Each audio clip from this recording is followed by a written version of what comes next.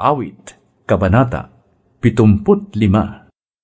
Salamat, O Diyos, maraming salamat.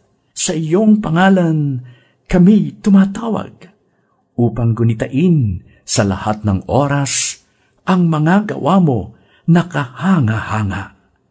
Wika ng Panginoon, sa takdang panahon, walang pagtatanging ako ay hahatol. Itong mundong ito'y kahit na mayanig, maubos ang tao dito sa daigdig. Ang saligan nito'y aking ititindig. Sabi ko sa hambog, sila ay mag-ingat, at ang masasamay, huwag magpasikat.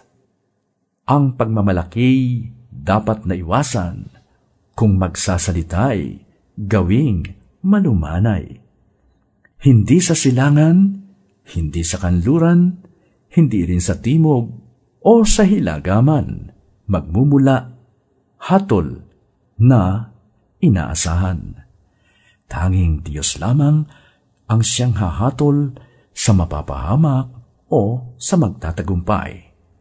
Si Yahweh na Diyos ay may kopang hawak, sariwa't matapang yaong lamang alak.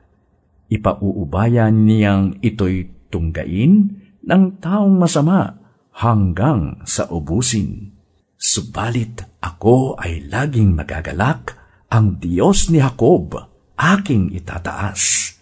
Lakas ng masamay, papatiding lahat, sa mga matuwid na may itataas